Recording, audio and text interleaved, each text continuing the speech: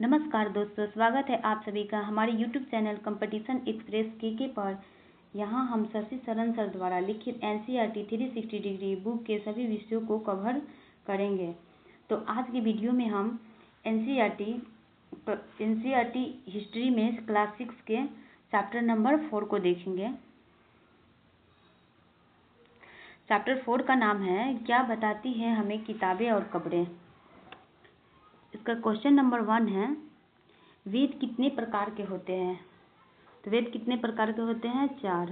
Right answer इसका सी हो जाएगा। वेद 4 प्रकार के होते हैं, ऋग्वेद, सामवेद, यजुर्वेद तथा अथर्ववेद। सबसे पुराना वेद है ऋग्वेद और ऋग्वेद की रचना लगभग 3500 साल पहले हुई थी। नेक्स्ट क्वेश्चन है 2 नंबर, निम्नलिखित में से वेदों के संदर्भ में कौन सा कथन सत्य है। कथन 1 है, वेदों में सबसे पुराना वेद ऋग्वेद है। क्या है? ये सही है। 2 में है, ऋग्वेद में 1000 से ज़्यादा प्रार्थनाएं हैं। ये भी सही है। तीसरा में दिया और ऋग्वेद में रचना लगभग 3500 साल पहले हुई थी, तो ये भी सही है। चौथा में है, ऋग्वेद की लिपि ब्राह्मणी लिखी हुई थी, जो क्या है? गलत है। तो इसका राइट आंसर क्या हो जाएगा? डी हो जाएगा। डी में यानी कि कथन 1, 2 और 3 सही है। नेक्स्ट क्वेश्चन देखेंगे 3 नंबर, संस्कृत किस भाषा परिवार की हिस्सा है। तो इसका राइट आंसर हो जाएगा बी, भारत यूरोपीय परिवार की हिस्सा है। इसके की पॉइंट्स को देख लेते हैं हम लोग।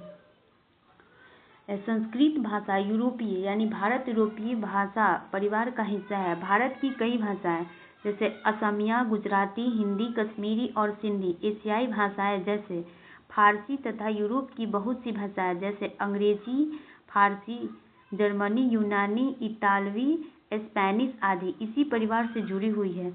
उन्हें एक भाषा परिवार इसलिए कहा जाता है क्योंकि आरंभ में उनमें कई शब्द एक जैसे थे। उदाहरण के लिए मातृ क्या है? संस्कृत हुआ, और माँ हिंदी, और मदर क्या है? अंग्रेजी शब्द है। अब नेक्स्ट क्वेश्चन है 4 नंबर, कि तमिल, तेलुगु, कन्नड़ और मलयालम किस भाषा परिवार की भाषाएं हैं। तो इसका राइट आंसर हो जाएगा द्रविड़।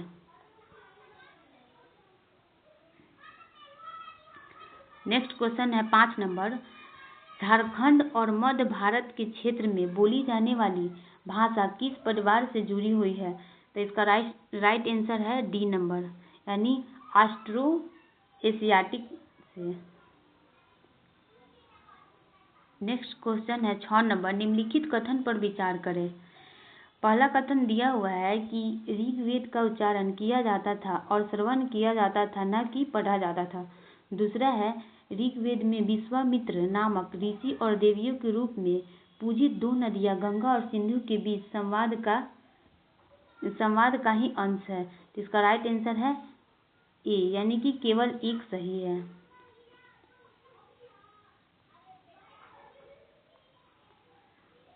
नेक्स्ट क्वेश्चन है 7 नंबर, कि ऋग्वेद में किस ऋषि के सतलज और व्यास नदियों के साथ वार्तालाप का वर्णन है।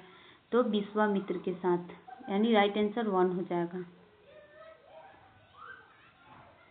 इसके की पॉइंट्स को देख लेते हैं। ऋग्वेद के कुछ सूक्त वार्तालाप के रूप में विश्वामित्र नामक ऋषि और देवियों के रूप में पूजित 2 नदियां जैसे व्यास और सतलुज के बीच यह संवाद एक ऐसे ही सूक्त का अंश है। नेक्स्ट क्वेश्चन है 8 नंबर, कि ऋग्वेद में किन 2 नदियों को देवी के रूप में प्रस्तुत किया गया है। तो सतलज और व्यास को। 9 नंबर क्वेश्चन है कि ऋग्वेद की कागज पर छपाई करने का कार्य कब पूरा किया गया। 150 साल पहले।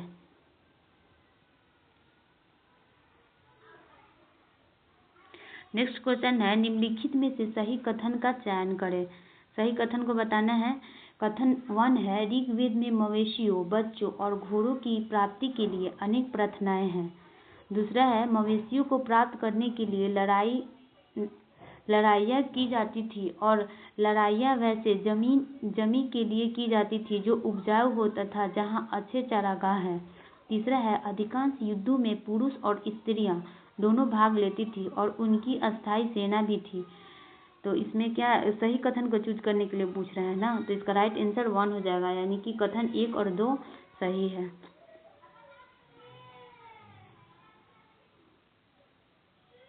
नेक्स्ट क्वेश्चन है 11 नंबर, ऋग्वेद में किन 2 समूहों का वर्गीकरण काम के आधार पर किया गया है? तो इसका राइट आंसर हो जाएगा डी, राजा और पुरोहित को। इसके की पॉइंट्स को देख लेते हैं। पुरोहित जिन्हें कभी कभी ब्राह्मण कहा जाता था, तरह तरह के यज्ञ और अनुष्ठान करते थे। दूसरे लोग थे कौन? राजा। 12 नंबर क्वेश्चन है, ऋग्वैदिक काल में घोड़ों को किस काम लाया जाता है? तो घोड़ों को किस काम लाया जाता था? लड़ाई रथ को खींचने के लिए। बी ऑप्शन इसका सही होगा। 13 नंबर क्वेश्चन है कि ऋग्वैदिक काल में जनता या पूरे समुदाय के बीच किस शब्द का प्रयोग किया जाता था? तो विष और जन का प्रयोग किया जाता था, इसलिए इसका राइट आंसर हो जाएगा डी, ए और बी दोनों। इसके की पॉइंट्स को देख लेते थे। जनता या पूरे समुदाय के लिए 2 शब्दों का इस्तेमाल होता था। एक था जन, जिसका प्रयोग हिंदी व अन्य भाषाओं में आज भी होता है। दूसरा था विष, जिससे वैश्य शब्द निकला है। इस विषय पर क्या है, हम अध्याय 5 में विस्तार से पढ़ेंगे, दिया हुआ है। ऋग्वेद में विष और जनों के नाम मिलते हैं, इसीलिए हमें पुरु यानी जन या विष, भरत जन या विष, यद जन या विष जैसे कई उल्लेख मिलते हैं। नेक्स्ट क्वेश्चन है हमारा 14 नंबर, निम्नलिखित में से कौन सा कथन असत्य है, यानी कि गलत कथन को बताना है। कथन नंबर 1 है, ऋग्वेद में जिन लोगों ने प्रार्थनाओं की रचना की उन्हें आर्य कहते हैं। दूसरा कथन है, ऋग्वेद में पूरे समुदाय के लिए विष और जन का प्रयोग किया जाता है। तीसरा कथन है, ऋग्वैदिक काल में राजा की मृत्यु के बाद उसका बेटा अपने आप शासक बन जाता था, यानी उसका बेटा अपने आप शासक बन जाता था। यहाँ मिसप्रिंट हो गया है, बेटा लिखा हुआ है। 4th में है, दस्यु वे लोग थे जो यज्ञ नहीं करते थे और आर्य लोग अपने विरोधियों को दस्यु कहा करते थे। इसका राइट आंसर हो जाएगा सी, यानी कि केवल तीसरा सही है। नेक्स्ट क्वेश्चन 15 नंबर है, ऋग्वेद में प्रार्थनाओं की रचना करने वाले को क्या कहा जाता था?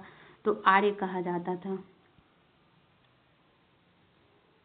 16 नंबर क्वेश्चन है, महापाषाण बनाने की प्रथा कब शुरू हुई थी? तो 3000 साल पहले।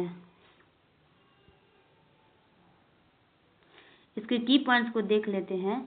ये शिलाखंड महापाषाण नाम से जाने जाते हैं। ये पत्थर दफन करने की जगह पर लोगों द्वारा बड़े करीने से लगाए गए थे।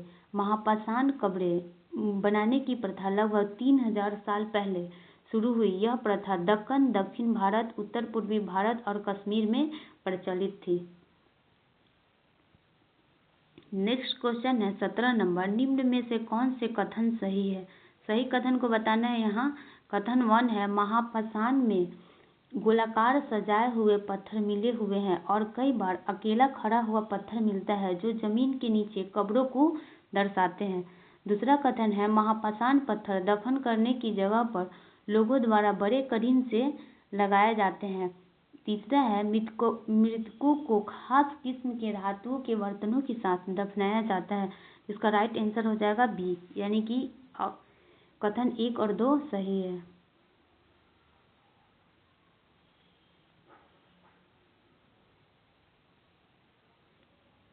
अब हमारा क्वेश्चन यहीं तक था। अगर आप लोग को वीडियो उपयोगी और अच्छा लगा हो तो चैनल को लाइक, सब्सक्राइब एंड शेयर जरूर कीजिएगा। Thank you.